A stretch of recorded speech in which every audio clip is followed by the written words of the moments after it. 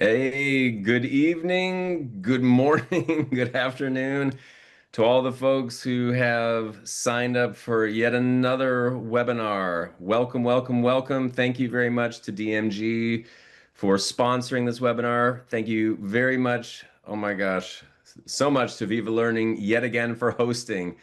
I don't know how many of these Viva webinars I've done. It's a bunch. And I want to just throw out a quick apology to all of the folks out there. There was a misnomer in the presentation that we were going to that I was supposed to do tonight. That was on bleaching trays, and so we had a little bit of a mix-up. So thank you for everybody for being patient and coming into this one today.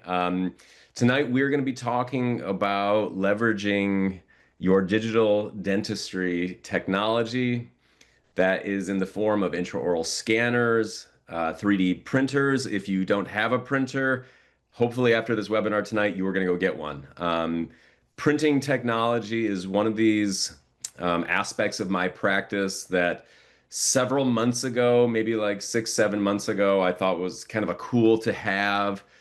And now, if you told me that my printer, if I walked into the office tomorrow and my printer was down, I would cancel all my patients.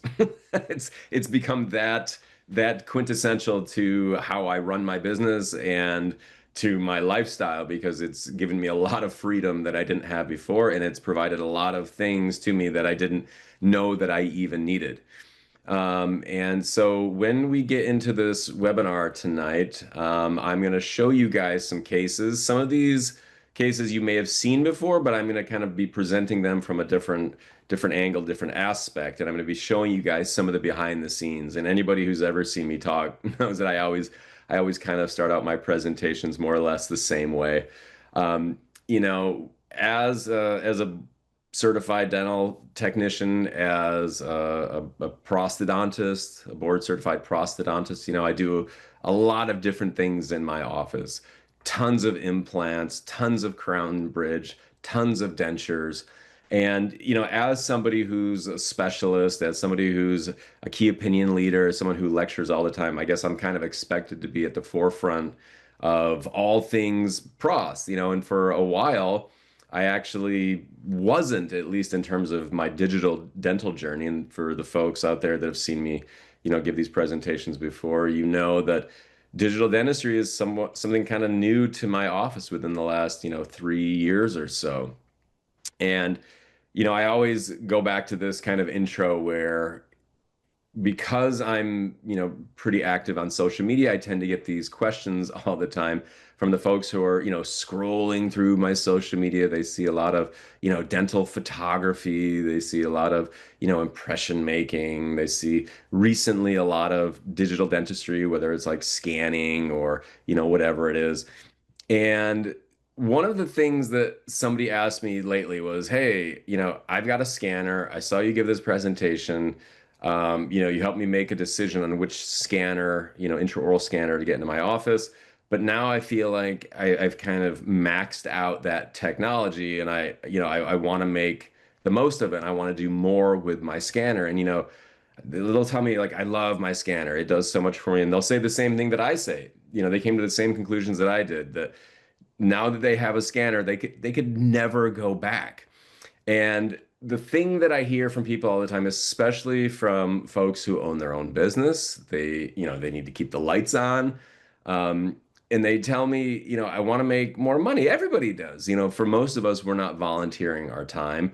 And they'll tell me, hey, I'm outsourcing all of these products, whether it's like the models, the casts, the bleaching trays, if I want to get like a smile design back from my laboratory, they'll have to send me these mock-ups, night guards, and all of this stuff requires time, right? Because I'm still either sending them like a scan and I gotta wait for the turnaround, but I feel like, man, if I could just cut some time out, I could prime the pump, right? I could just get more patients in, I could generate more revenue, I could take some of the burden off of myself, I could relieve that knot that's in my stomach all the time.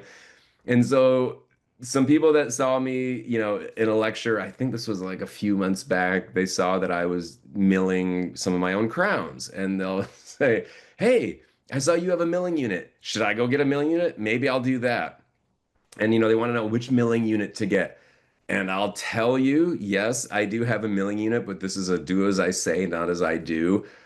I'm a I'm a ceramist by trade too. So, doing ceramics for me isn't that big a deal. But I'll tell you, in my life now, I'm more a prosthodontist than I am a laboratory technician. Sometimes I wish I was doing more laboratory work, because being a prosthodontist sometimes is a thankless job. Being a ceramist is also a thankless job too.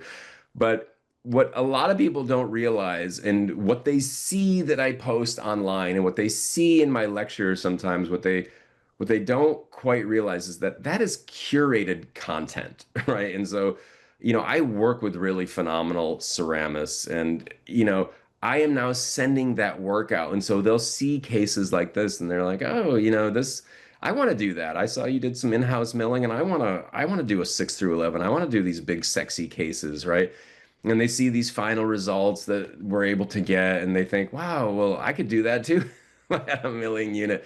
But I'm going to be honest with you, getting results like this takes a lot of time, and it takes a lot of patience. And usually it takes a phenomenal laboratory, which I have. So I don't think that you should run out and get a milling unit. And, if anybody has, followed some of the same people that I follow on social media, if you've been following Rune Fisker, who is, big at 3Shape, he's had this blog come out multiple times where he talks about, top 5 things for 2025, things that you should look forward to. And he indicates, and I've come to this conclusion completely independently, that printers is going to be the hot topic, not milling units. Printers is where it's at. And printers, many years ago maybe couldn't do quite as many things. They were sort of like a one-trick pony, but now there are a lot of things that you can do with a printer. And of course, everybody always wants to know, what are the products that I'm using? What's the stuff that I have?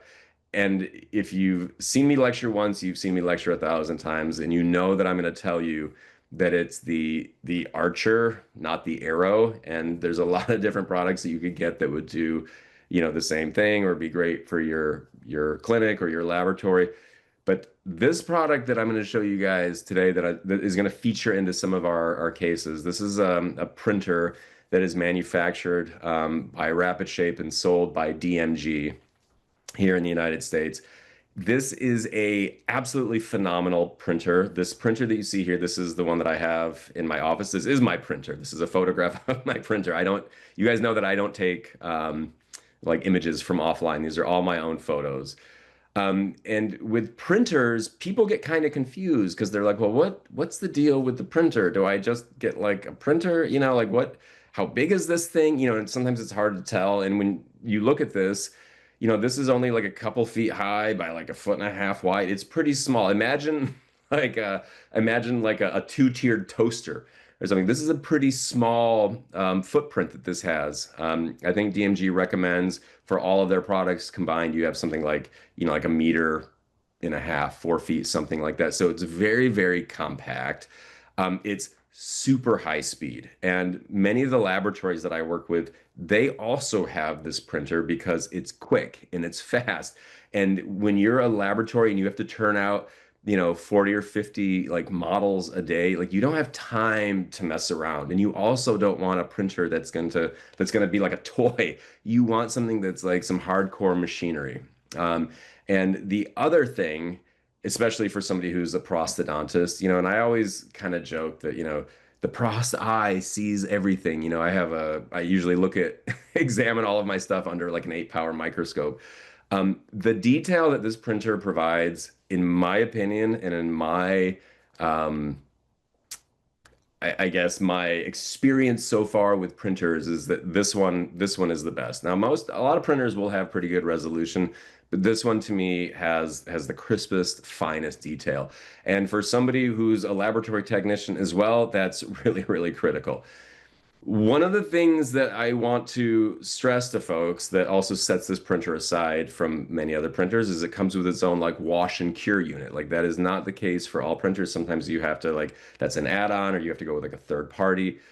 DMG has a wash and a cure unit that comes with this, which to me just makes it easy. I just need this to be dentist proof. I need it to be so idiot proof that even a prosthodontist can do it, that even I could do it. And going back to, I've made little, kind of like amendments here, little notes underneath some of the headings about the times. And people, that's the thing that people always want to know is like, how long is it going to take me if I'm going to print, a model, if I'm going to print a night guard, like how long is this going to take me? And each one is different. So I want you guys to know there's no like set, like, oh, printing like a model of night guard, it's like 20 minutes all in and you're done. Each one has its own kind of separate time, but on average, for many of the things that I'm doing after I print an object, the wash time and the cure time are right around 7.5 minutes. So it makes it really, really quick, and it means that I can get on with my day and do a lot of really, really great things. So this price is obviously going to change. Somebody's going to come back and look at this like a year from now and be like, "Wow, that's Miles spent a lot of money. Dude must be broke." And like so for this particular printer, I think when we bought this, back around the time of the new year, something like that, back in February, March, I think it was like 18 grand, like all in. It was something like that. It didn't cost a lot, and if you think about where intraoral scanners were a couple years back, people were spending like 45, 50 grand, and that price like rapidly came down. And I think that this price, will continue to come down. And I think if you look at this, like 5 years out, 3, 4, 5 years out, like they're gonna be like pretty much giving printers away. And at this cost, I feel like they are giving this printer away because of what I can do with it. And the stress that this printer has enabled me to just purge from my life has been worth the money alone. And if you look here, I've kind of listed a few things that make this like supremely beneficial to me. Number one is like I don't have lab delays. When I scan a case and my lab gets it, they're not like running to the post office. I don't have to run to like the post office to like get stuff. There's nothing that's coming that it needs to come to my office in terms of like the digital technology. Like I receive STL files in an email or on Dropbox, and I can print them like same day, which means that I have instantaneous dentistry. And so I'm going to show you guys a case in a little bit here that, when we get patients that have emergency type situations, having a printer in your office makes it so that you can treat those patients at the same time. And that gives me a distinct competitive advantage compared to many of the dentists that are in my town. And I will tell you from my experience over the last, maybe year and a half, every time I ask, hey, who's got a scanner in their office? Now it's probably 8 out of 10 people have a scanner. When I ask who has a printer in their office, one or two folks like raise their hand. It's so few, but it is becoming more. And I think if people realized what the benefits of this were, it would be like a no-brainer. If you think about the things that you spend money on in your clinic, 18 grand, you probably spend that on such frivolous stuff. One of the other things about this is because of the instantaneous dentistry, it makes for a frictionless patient experience. And something that you're going to hear me mention multiple times throughout this presentation today, not just for the printer, but with a lot of digital technology, it is becoming a leveling technology. And what that means is that it doesn't matter what your skill level it is, whether you're a board certified prosthodontist like me, or you're a second year dental student, whether you're a hygienist, whether you're an x-ray technician, anybody that uses this, it's leveled out. Everybody is an expert all of a sudden. And that is something that was not true in years past when we had analog procedures. So let's get into this and I'll kind of explain more as we go along. And again, I apologize if you guys have seen some of these cases before. Again, I'm kind of approaching them from a slightly different vantage point. But where I'm at, for the folks that know that I'm in Maine, right? We are Portland, Maine. We are the original Portland, not like Portland, Oregon. If we have folks watching from Portland, Oregon, how are you doing? We were the original Portland. But we have these like cruise ships come in and we get emergency situations like all the time. And we get folks like Jill that come in that had some kind of an emergency, right? And this is where scanning technology, this is where the 3D printing technology really, really starts to shine. So Jill comes in, and when she came in for the very first time, I was not in my office. And at my office, it's myself, it's my wife who's the office manager. And when my wife started, assisting me and like working in the practice, 10 years ago, she didn't know a maxilla from a mandible. She knew nothing. And so when we first got our intraoral scanner, maybe about 2.5, 3 years ago, one of the first things I did, and one of the best things I did was train her up. I remember spending about 3 or 4 hours with her in the clinic, having her scan me, having her scan each of our four kids. If you can scan kids, you can scan anybody. It's like hitting a moving target in a tiny, like, opening. So I trained her up really quick on how to do intraoral scanning. And so while I'm away, Jill came to our office and said, "Hey, this tooth is broken. I'm in some pain, and I've got like my son's graduation is coming up soon. Can you please help me out?" So my wife, grabbed some x-rays, grabbed this scan, sent it to me, said, "Miles, we have this patient. She's in town just for like a day or two. Can we help her out?" And so I said, "Yeah, absolutely." So I said, Cornelia, take that scan, send that scan to our laboratory, tell them, that we'll pay like a rush fee or whatever it is, but we don't need a 3D printed model. We don't need anything. All I need is the STL file. I just need their design file for a wax up, a digital wax up of tooth number 9.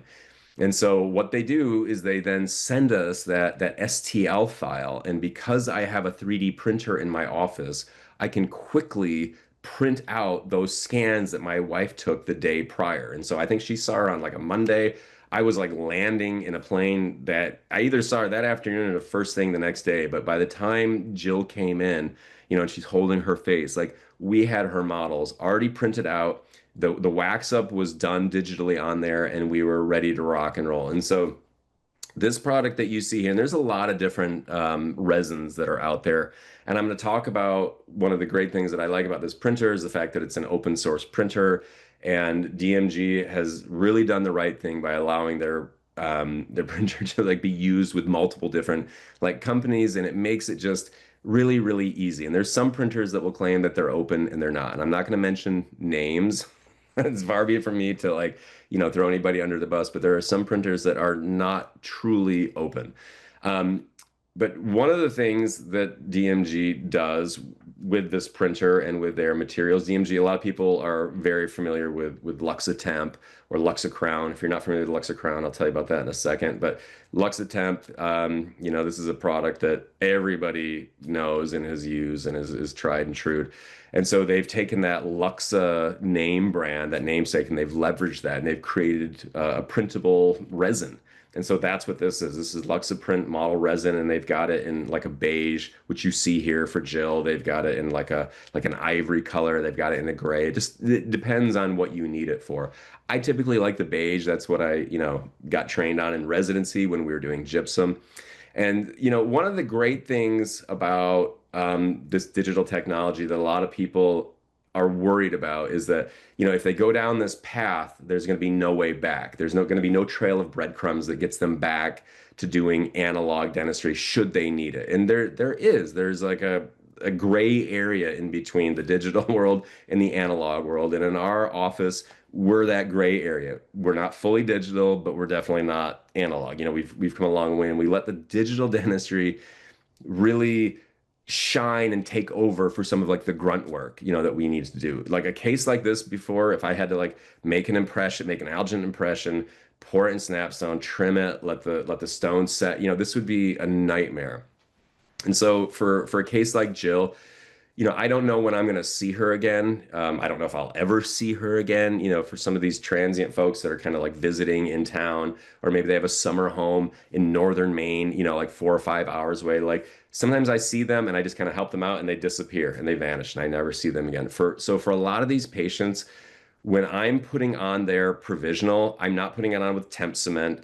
This is a crown that Jill will eventually lose, and I discuss all of those things with her that, many of her teeth are going to be lost.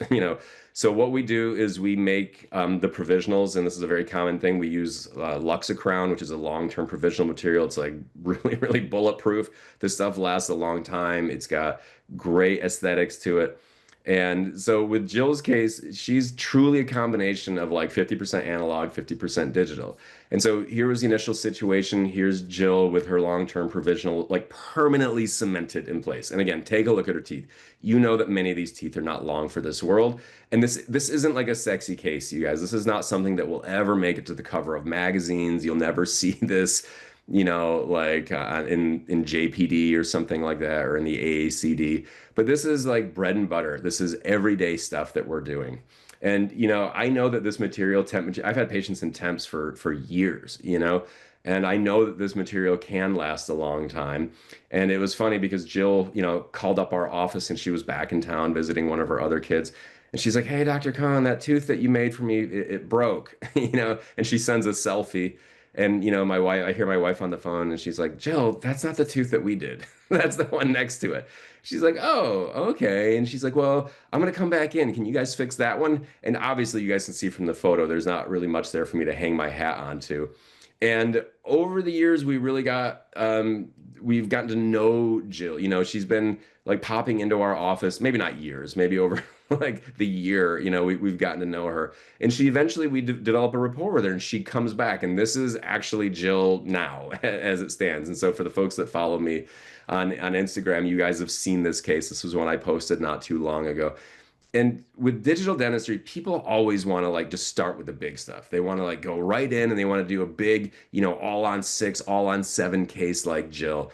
And I want to tell you that just focus on the little stuff. Start with the baby steps when it comes to digital, whether it's scanning like this, this wasn't a first case I did. I didn't just start scanning seven, scan bodies. Like that was not a thing.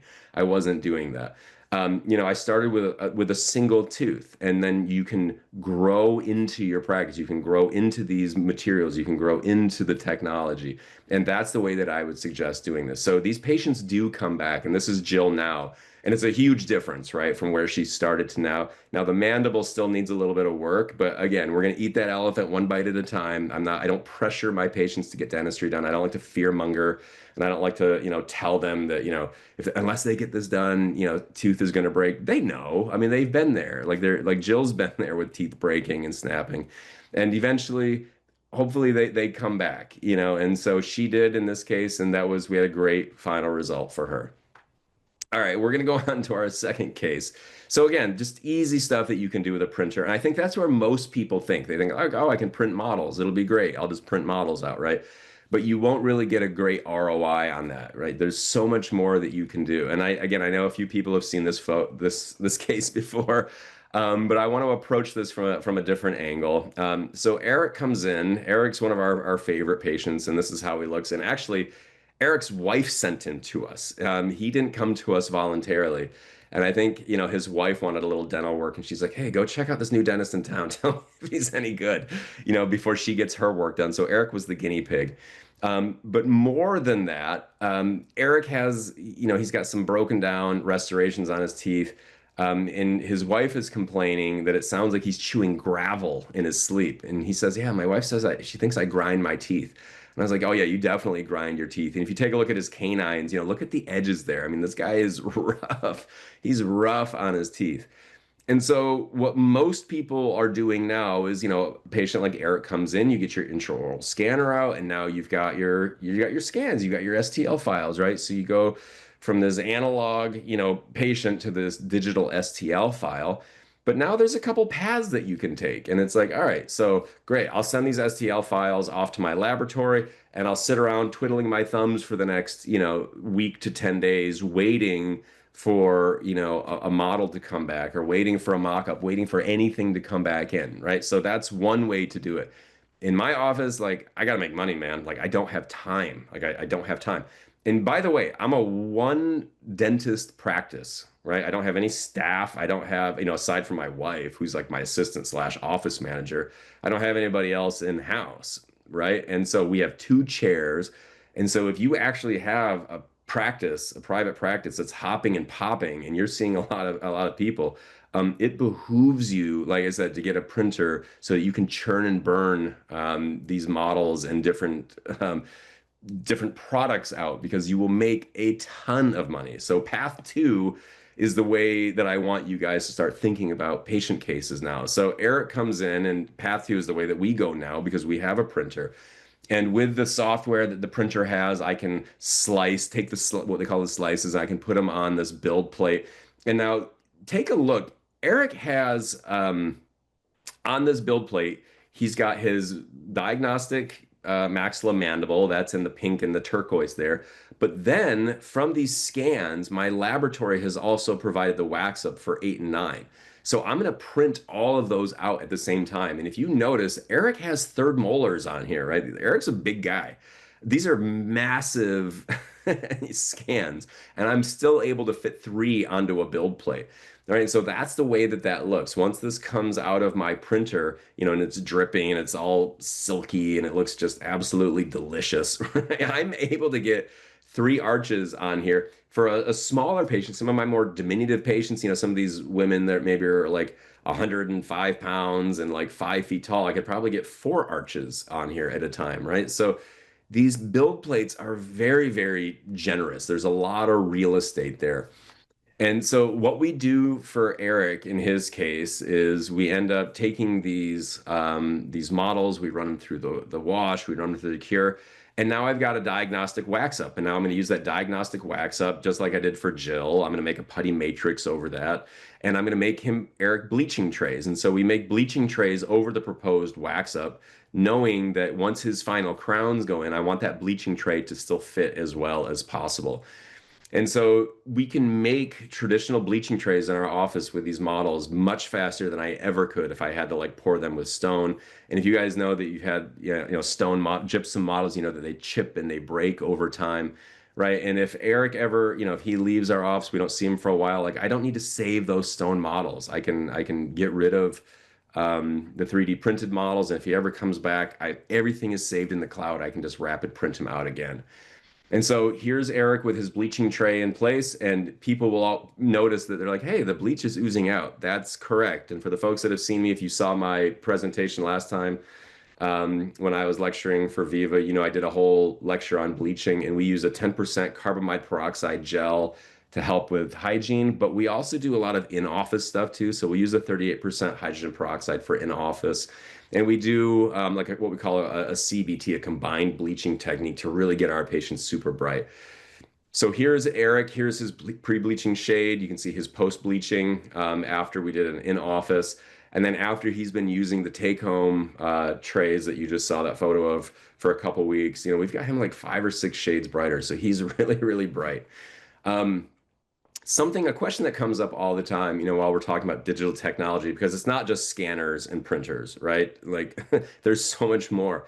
In our office for our anterior aesthetic cases, we don't use shade tabs anymore. We use this. We use an ELAB protocol, or sometimes we'll use like an OptiShade. We'll use a colorimeter or a spectrophotometer. Like we don't need to use shade tabs anymore. And we talked about leveling technologies, right? And so having these calibration tools to coordinate with the laboratory, right, just makes doing dentistry like Eric's so much easier. And so all of these things, right? If I can eliminate gypsum stone by using a printer, if I can eliminate shade guides, right, by using color corrected cards and digital technology, that is all the better. And there's always going to be a place for the analog stuff, right? Like the tooth preparations. We don't have robots yet, at least not in my practice, prepping the teeth. So I still need to prep his teeth and make him provisionals. And here are some provisionals for Eric. These are splinted provisionals that have been stained and glazed to kind of create some depth and to create a unique look for Eric. And I use that as a template. Again, I scan that and then print out those models of the temps in place where the occlusion has been worked out. I send that to my laboratory, and then they generate a couple of crowns, and they send me these crowns back. And these are facially layered zirconia crowns. For the folks that want to know, they always ask me like, do you add stain and glaze to the lingual? No, I don't. Just hand polished only, right? I don't. If has anybody ever seen what adjusted zirconia does to antagonistic teeth? It's pretty rough. And again, Eric is a bruxer. Keep this in mind. He's a bruxer. Take a look at his teeth. He's got some wear and tear on his teeth, and we've made the final crowns on 8 and 9, or 1 and 2-1 for our foreign colleagues here outside the U.S. We've made these look natural. We've given them some little chips and dings because that's what Eric's teeth look like, right? And I think it looks so nice. And there is a imperative for me to protect my investment, right? And I'm going to talk about that in a little bit. And so here's Eric at the end, and he's got this true Duchenne smile where he's smiling with his eyes, right? And here's sort of the retracted view, and we have a happy patient. But this isn't the end, and it's easy to show just like, all right, cool, crowns are in, high five, next. But what we do for Eric, and this is something that I don't show all the time because maybe it's not as like sexy, right? People just want to see the before and afters. And so what we do for Eric is we bring him in and we use like AI to generate like night guards. And this takes, maybe like 10 minutes. It's pretty quick. And we can turn these night guards around in next to no time. At least the designs anyway, but in office, it doesn't take too much longer. And so for the last, maybe 3 or 4 months, we've been doing a lot of our own in-office night guards, and we've been saving a lot of money and a lot of stress on me because now I don't have to sit there like tapping my wrist, like wondering where the post is, right, where the mail is. And in Maine, for anybody that lives in the Northeast or has been to Maine, you know that we have severe weather here. And I can't tell you how many times, and coming up this time of year, like late October, as we move into November, definitely December, January, guaranteed, I'm going to have the mail get postponed by several days on a few occasions. And it's always going to be that day where I had that one patient who's like really crabby and really anxious, and like now I got to call to reschedule. And if I have to do that, like how many, if I do that a couple times a year, the money that I lose, the value add that I've lost is like it's difficult to calculate. It's a lot. And so people ask all the time about, with the night guards that I'm making in the office, and they're like, well, what's the profit margin? What's the ROI? So consider this, okay? So this is a bottle of DMG's Luxaprint, and this is what they use for making night guards. So 1,000 gram bottle, right, will cost you roughly $412. Now, again, these numbers are going to change depending on like where you're buying it from, depending on if are you watching this 6 months from now, 6 years from now, right? But just consider this, like a bottle costs a little bit over 400 bucks. One bottle can turn out nearly 150 night guards. Now, again, it depends.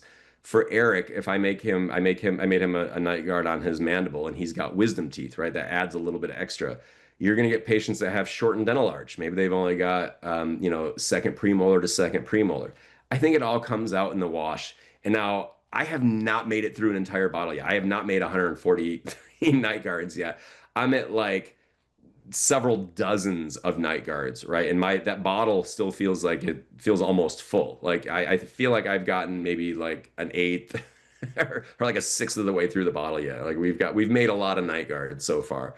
And each night guard roughly is going to cost you about like $2.50, like 2.50 to $3. That is great. Like the trays alone that I used to use, like the impression trays that I use, like the stock trays, I think cost more than that, right? The materials that I would use in the past cost more than that.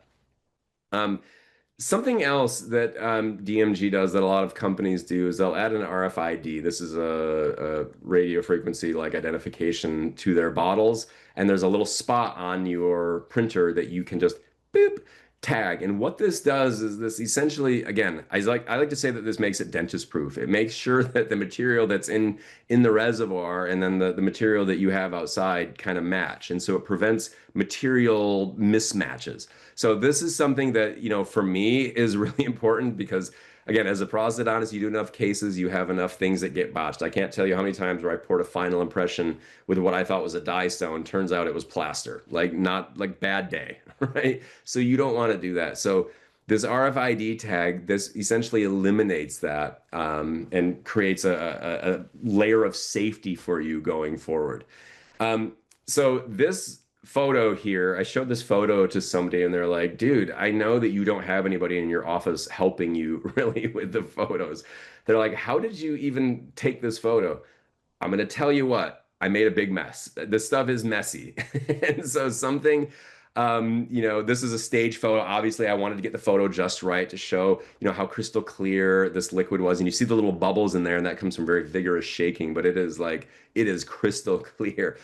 One of the things that I did not factor in, that I did not account for, was just how much paper, how many paper towels and how much isopropyl alcohol I was going to have to keep on hand. So I have drawers full of Bounty paper towels and store-bought 91% isopropyl alcohol. I go through this stuff a lot.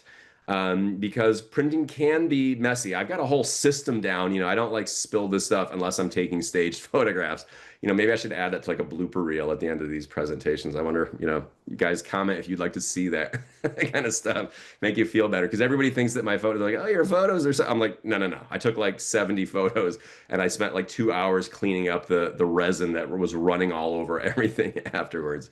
But you will need a lot of paper towels. You will need a lot of isopropyl alcohol. So that is one thing that I did not realize going into this.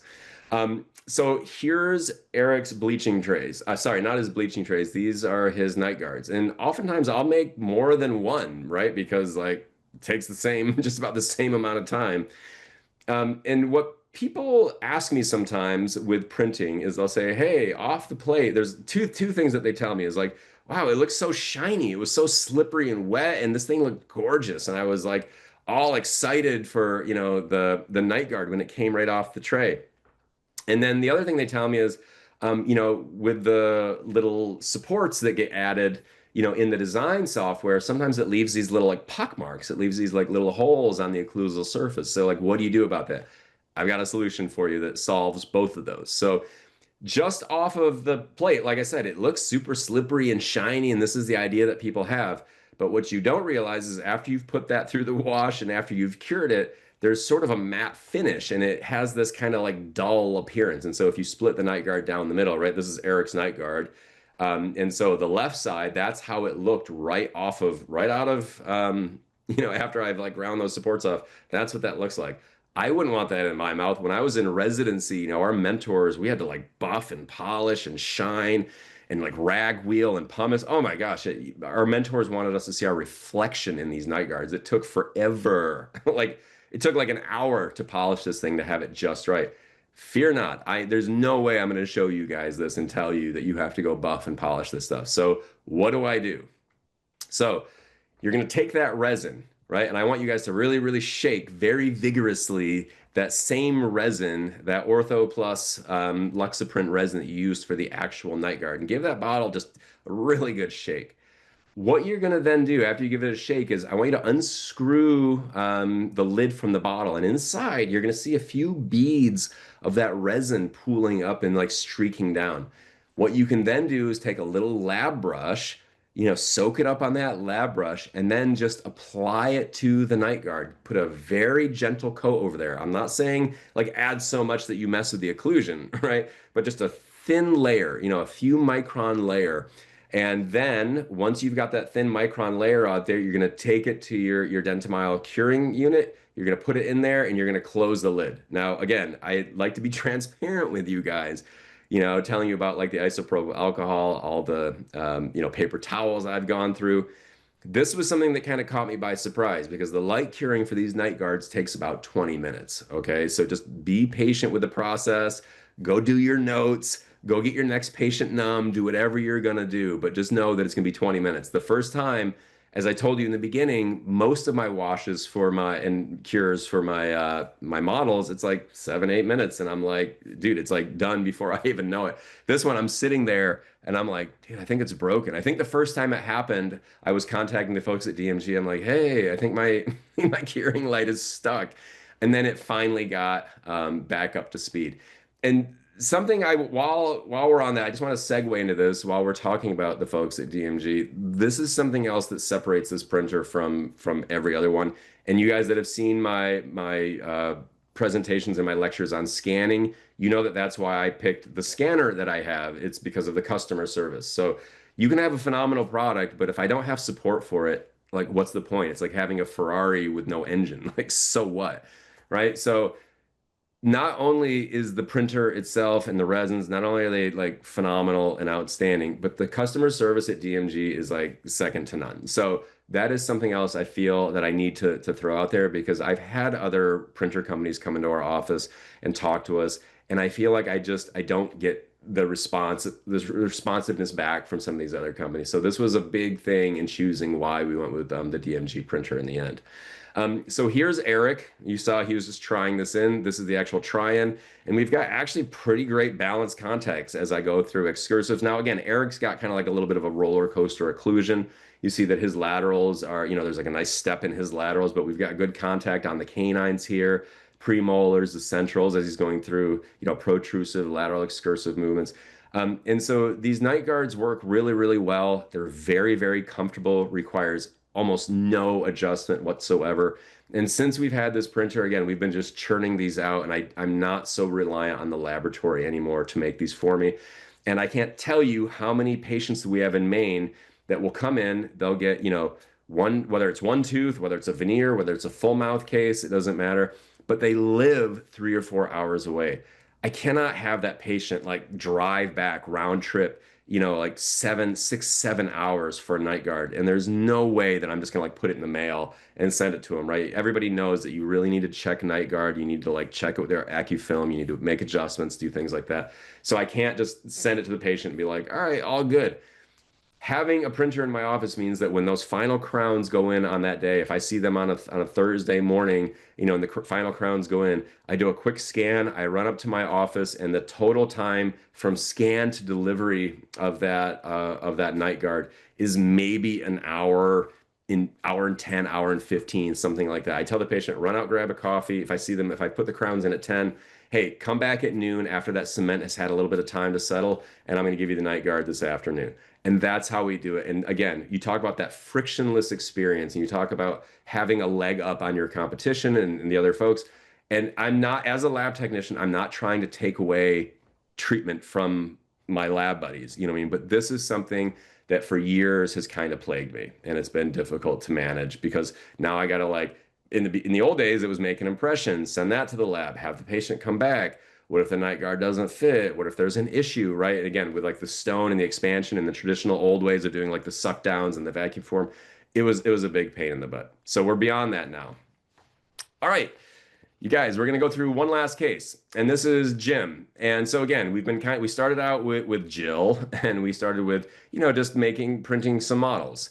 And then we moved on to Eric, and that turned into printing models, making bleaching trays from those, doing model-less night guards, right? And so now we're going to get into some stuff that's maybe a little bit more advanced. And again, this is just showing you kind of my journey through this. And each one of these cases is kind of like a timeline, an individual timeline of how I've been moving along, right? So now I feel I'm kind of growing into the technology. I feel more comfortable. And so here's a guy, and I'm sure you guys have all seen this. Patient's got a hybrid, traditional hybrid. It's denture teeth, denture acrylic, and son of a gun, they broke off a tooth. And this hybrid's only a couple years old, and this happens all the time, right?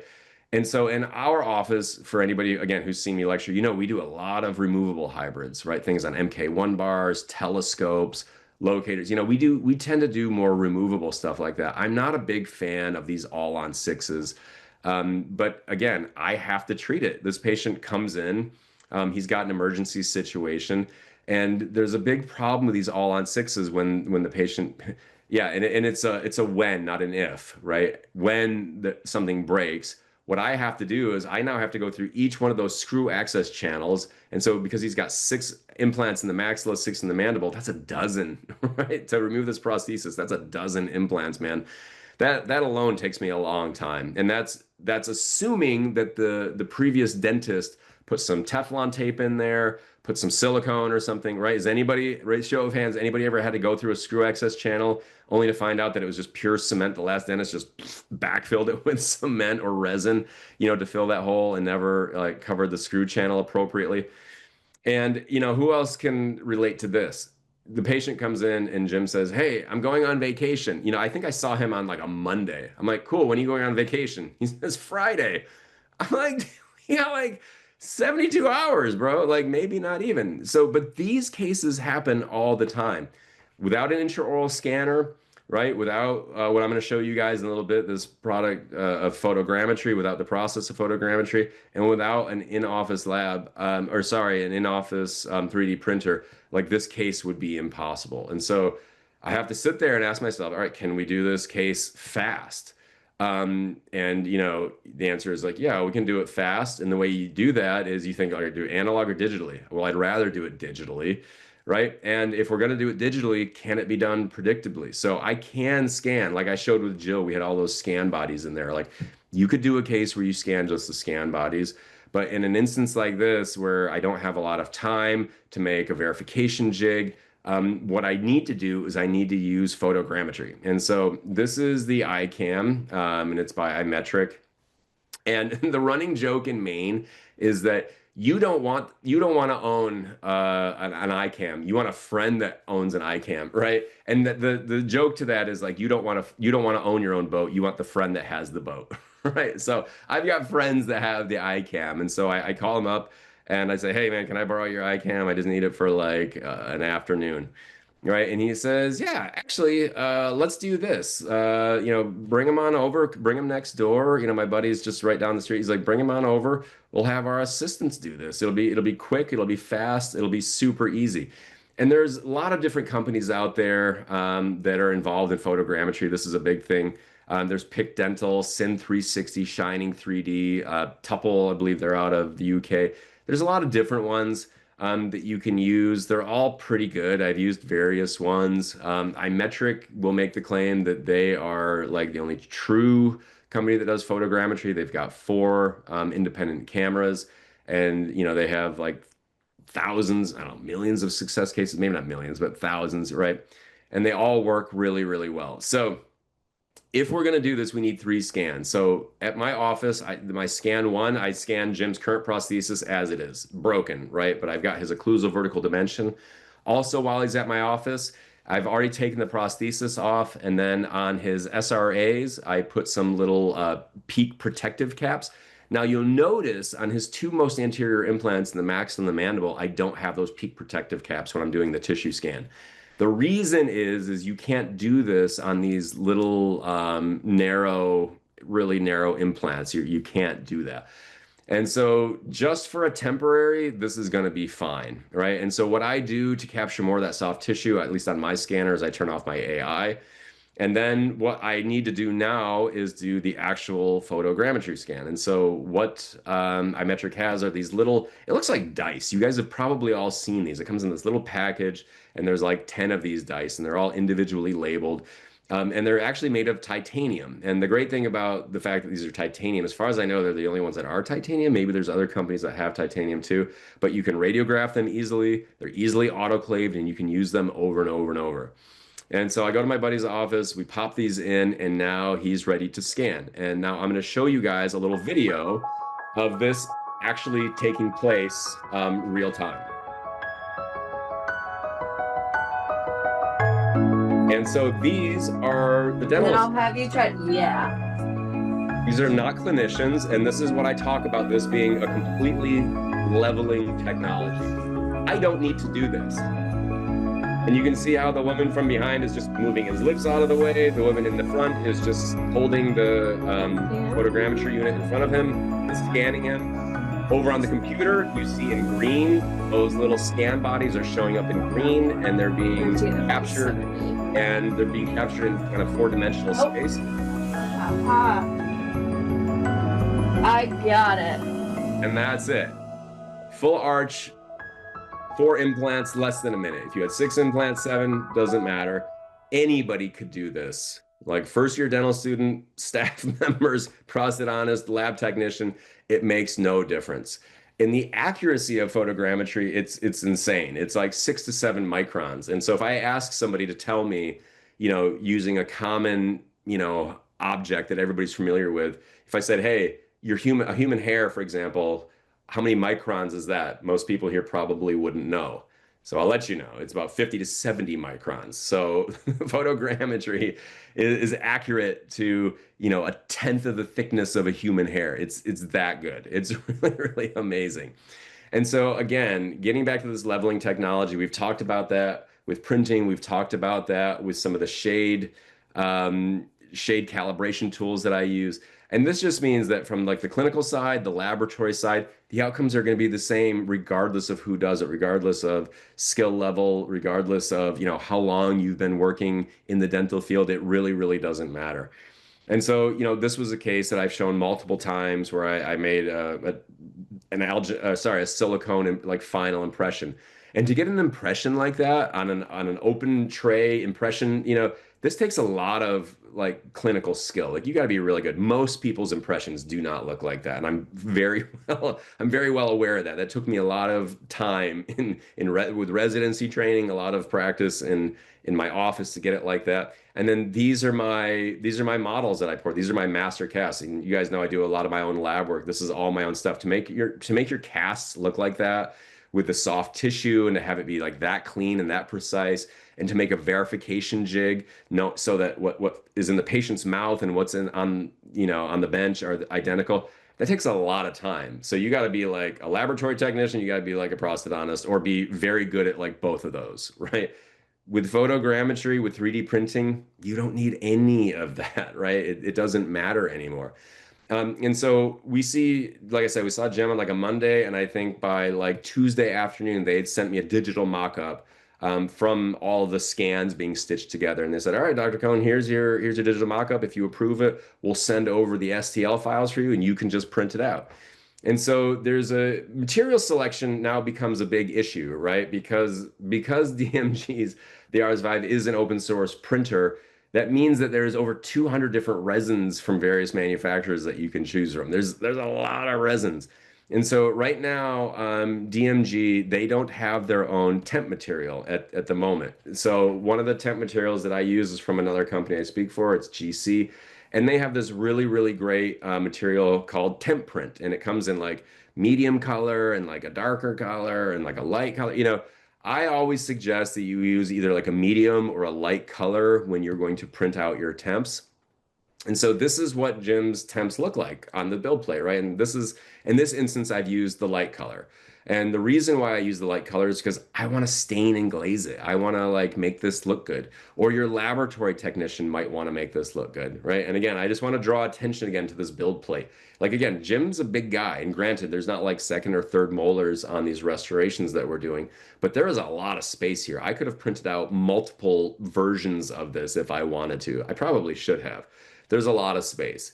And so once you've kind of chipped those off, it takes me, like a little blade. I just give like a little tap, and I get those the prosthesis off. It takes me like a minute.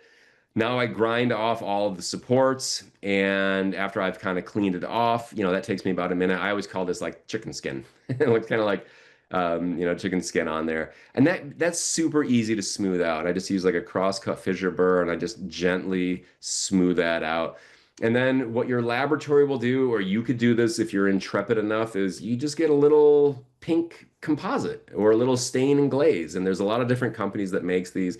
Again, this is the one that I just happen to have. This is by GC. It's called Gradia. And they don't have just one color, they have multiple different colors. And so you can mix and match. And if you're good at composite, you can make a prosthesis that looks just absolutely phenomenal. And so this is the way that this comes out. And it's been layered with some composite just quickly, a little stain and glaze in the fissures of those teeth to give it a little warmth, right? So it doesn't look so cold. And then it's like a final glaze and then a light cure, and it's ready to go. And so this is Jim at the end. And to be able to do something like this just that fast, this is not the final iteration, like stay tuned, he's on vacation now. I've been on vacation. So this was just, I could put together getting him to the provisional stage. But this is the kind of stuff that we're doing in our office. And it makes it quick, it makes it easy, and we can get an outstanding result without really that much effort. And I hate to say that, because I've spent so much time training to do things like so precisely. But now I can do this, and I don't even need to be the one doing it, right? Like my assistant could do this. Anybody could do this. Maybe I put my fingerprint on it at the end, just kind of getting that stain and glaze to be, just right for the patient. And he's really, really happy, and he gets to go on vacation, and he doesn't need to worry about this. And his existing prostheses that we had, we ended up just like melting all of that off, doing what we call like a retread and reprocessing that. And so when he comes back in, we can provide him this service at very low cost. Like this doesn't take like a lot. So it's not a lot of time. It's not burning a hole in his pocket. And again, makes for a seamless patient experience that now Jim goes and tells all his buddies, "Hey, guess this guy took care of me. This was awesome." And something I just want to point out too, this is something that we do for all of our patients now. Like I didn't used to do it in the past, but I've seen so many cases like this where somebody breaks something, chips something. And what we do is we always now have a backup, and I keep that backup for when something happens. You know, if my patients go overseas, in Maine, many of our patients snowbird, they go down to Florida, right? I give them that temp and I put it in a nice little, big jewel case with some padding. I say, hey, take this with you. If you chip a tooth, break a tooth, anything happens, like any dentist will know how to like get access to this and they'll put you back together again. And I always verify that those temps fit, when we're doing their final restoration. So in this case, Jim's going to have a temporary now. He's got a really, really nice solid temp that's going to look good. So, you guys, we are getting to the end of our program here. I want to thank you all again, and I know I always have great turnouts for this, and it's never lost on me that you guys have other things that you could be doing. You have families, you have work, so it means the world to me that you guys came along to this, which is why I try to make myself as available as possible. This is my personal website. This is milescohndmd.com. My office website, which is nuancedental.com, my Instagram, which is Miles Cohn DMD, and then my personal email address, which is info@milescohndmd.com. And if you scan this QR code down here that takes you to my webpage, you can download articles I've talked about. You can see my Instagram. You can check out a lot of this content I'm doing. If you guys have questions, I'm always happy to answer those offline. And I like taking questions now because when I take them live here, it gives other folks an opportunity to hear what you guys had to ask about. So at this time, we will take some questions. And let me see if I can find where we are on the meeting here. Give me one moment. Okay, so let me go to the Q&A. Oh, so question. All right, first question from Suzanne says, "Why would you not suggest getting third molars out?" Not really a lot to do with the scanning digital technology, but it's a good question. So again, I'm not an oral surgeon, but there comes a point in your life when third molars begin to ankylose into the bone. They begin to fuse.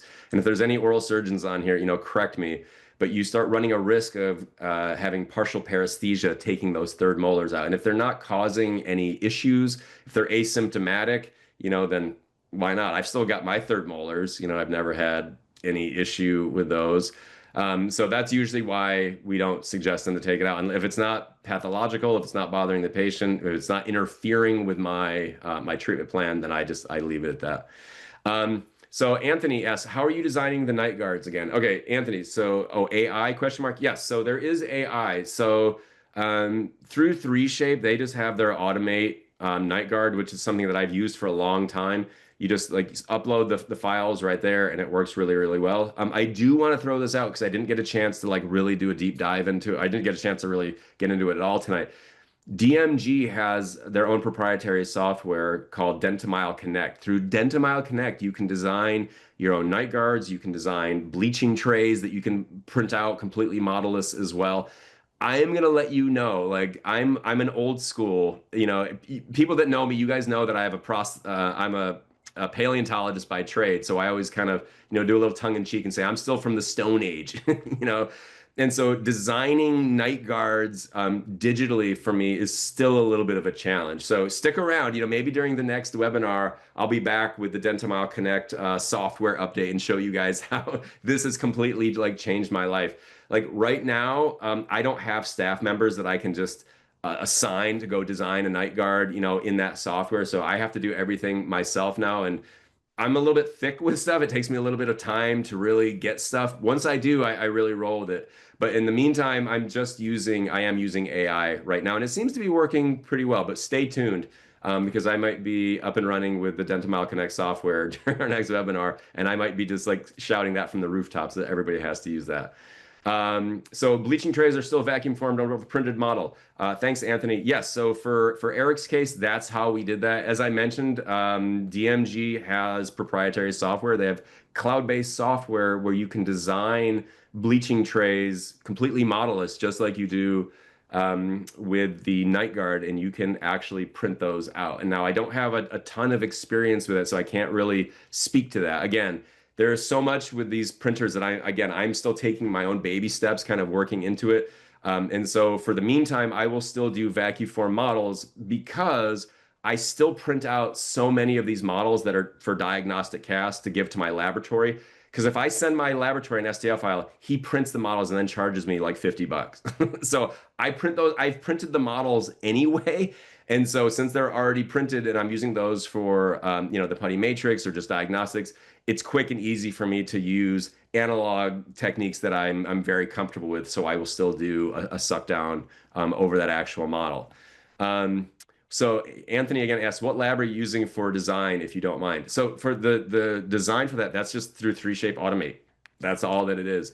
But you don't have to use 3Shape. There's a go on anywhere on Instagram, you'll get bugged by folks that want to send you cases. They'll be like, hey, $5 for a design. And I think those designs, if you want it done in like 10 minutes, it's like 15 bucks. If you want it done in 10 hours, it's like 10 bucks. It's not that expensive. Um, Okay, just for a reference, this is from Sandy. Just for a reference, what's the cash price there in Maine for a night guard? That's a phenomenal question. We used to charge like 750 bucks, 700, $800, but that's as a prosthodontist. But this is when I was making alginate impressions, waiting for the lab to turn it around, having to like grind the night guard down so much, doing all of the stuff to get it like polished. Now we can offer night guards at a much lower price point for our patients. I think it's better. It makes me sleep better at night. And I can't tell you how many of our patients would leave the office being like, no, no, I can't afford the night guard. I don't want to do night guard. And they left with, veneers on 6 through 11. And I'm just like, oh my gosh. Like every time I see that patient's name on the schedule, I'm just waiting, to have them tell me that they chipped a veneer or something. And there were often times that I'd make them for free just because like I knew the patient was super high risk. So now, in our office, we're charging far less. We were maybe charging 450, 500 bucks, something like that. And for me, it's well worth it because it costs me next to nothing to make it. Santa, like, thank you, Dr. Cohen. Thank you for attending. Um, so somebody asked last question. I think it's Junkyu. I'm not sure how to pronounce your name. It says, "Thank you so much for a very interesting topic. Was the 18,000 covering only the printer or the scanner as well? What was the total investment being able to do the cases that you presented tonight?" Phenomenal question. So that 18K, that was all in nuts to bolts. That was like the printer, the wash, the cure. It was a ton of materials that came along. It was like on-site training. It was a lot. And total investment being able to do the cases that you presented tonight. I mean, many of the materials that I have, I'm only now, like 7, 8 months later, like finally now buying, updating like the materials and the stuff. Like it took a long time to go through those. Like I said, for the night guard material, I still haven't used all of that. And I'm only, it took me months before I finally finished all of the tray resins. I'd print out like 40, 50 trays before I got to like reorder new stuff. So the total investment, it's low. It's really low. And in the 6 to 7 months, we've paid for this printer a couple times over already easily. And again, even if it hadn't paid just outright for itself, the stress alone of not worrying about cases coming in, the additional patients that we've had, being able to say yes to patients that come in for emergencies like Jill and Jim, and be able to just do those super quick when I know nobody else can. That again really makes me stand out. And we've gotten referrals from so many other doctors that they're like, oh, well, I normally refer to this guy, but Dr. Cohen, I know he'll be able to do it. Question from Melissa here at the end. The iCam, how does it scan without going onto the occlusal surface? That's a good question, Melissa, and that is a question that I'm not really sure. I'm not a photogrammetry expert. So essentially, there's four. How I understand it, there's four cameras on that iCam, and it records the geometry of those little dice that are in there of the scan bodies, and it records them sort of in like 4-dimensional space. And it's just super, super accurate. Yeah. How does it? Maybe it does get the top. I'm not really sure. I haven't done like 1,000 of these. I haven't done a deep dive into how the camera works, which is a little puzzling because I'm so into photography. So, but thank you for asking the question, and it's refreshing sometimes to say, "Gosh, I don't know." But you can bet next time I give this presentation, I'm going to know because I'm calling iMetric first thing in the morning and having them educate me a little bit more on that. But thank you for the question. And so, Melissa, if you ever see one of my presentations and I'm talking about that, I'll give you a little like shout and a wink, and knowing that you were the one that kind of bumped me up increased my education a little bit. And that's the great thing again about this Q&A is that it's not just it's a the door swings both ways, right? Like I've kind of taught you guys some stuff, but now I'm learning and hearing things, and now I got to go do some more homework after this. So if I don't see any other questions, you guys, I want to wish you all a wonderful evening, wonderful morning, if you're depending on where you are in the world. And I'm really, really looking forward to seeing you guys next time. And in the meantime, please reach out to me and let me know what other questions you guys have. I will see you next time. Cheers. Bye bye.